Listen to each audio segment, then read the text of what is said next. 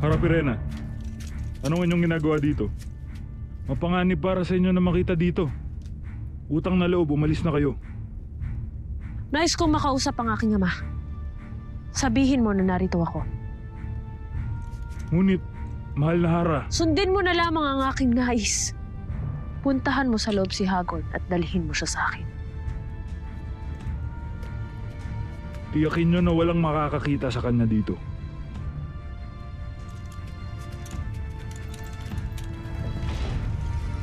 Halika kayo, Hara. Sumunod kayo sa akin.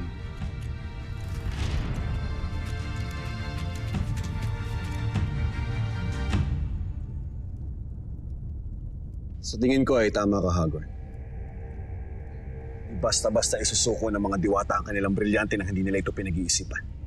Kaya tiyak ako na meron silang ibang plano kung bakit nila isinuko ang brilyante. Panginoon, mawalang galang na. Ano ang kailangan mo sa akin?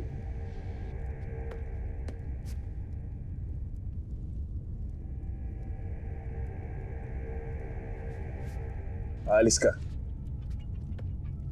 May kailangan akong gawin. At ano naman yon? Sakaling hanapin ka sa akin ng Hara. May mga bagay na hindi ko kailangang iulat kanino man nasa.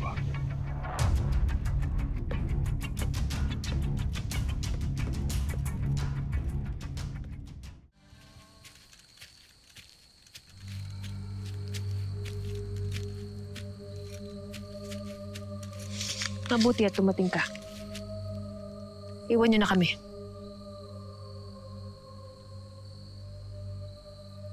Sige na. Iwan niyo na kami.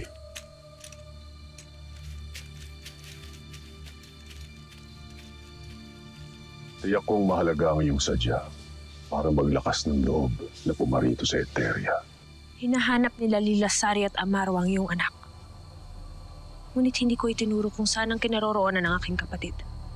Bagkus ay iniligaw ko sila. Nang sa ganun ay hindi nila maagaw sa iyo si Deshna. Nawisala, Eshma. Subalit natitiyak kong may kapalit ang ginawa mong ito. Nais kong makapasok sa loob ng Etheria sa iyong tulong. Nang sa ganun ay hindi mahalata ni Avria na naroroon ako.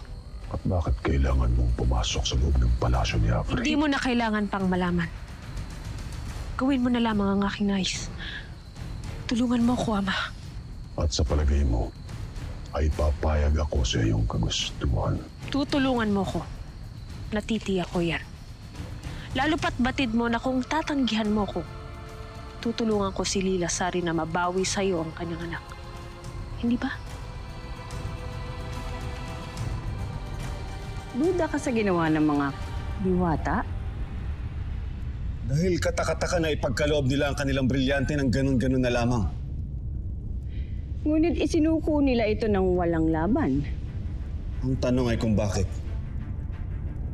Maliban na lang kung niloloko kayo ng mga diwata. Iniisip ni Asval na maaaring huwad ang brilyante, Hara. Kaya gano'n na lamang kabilis na ipinagkaloob sa inyo ito ni Danaya. Malalaman natin kung totoo ang iyong kutob. At kung tunay ngang niloloko lang ako nila Danaya, hindi nila maiibigan ang gagawin ko sa kanilang parusa. Kawalali ka rito!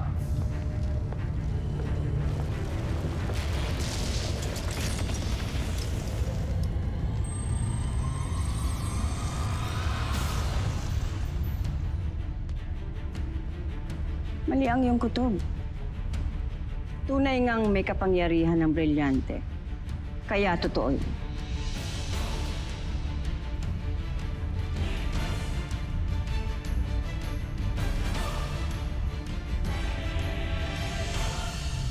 Abisala, Eshma.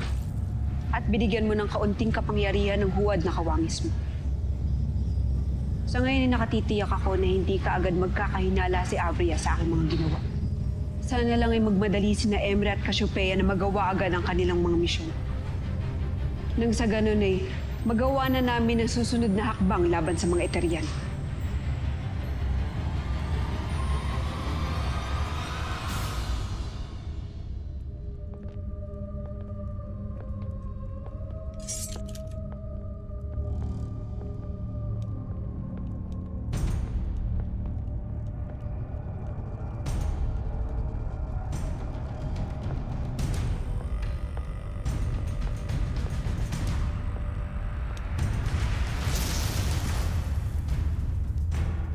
Avisalesh, Mama.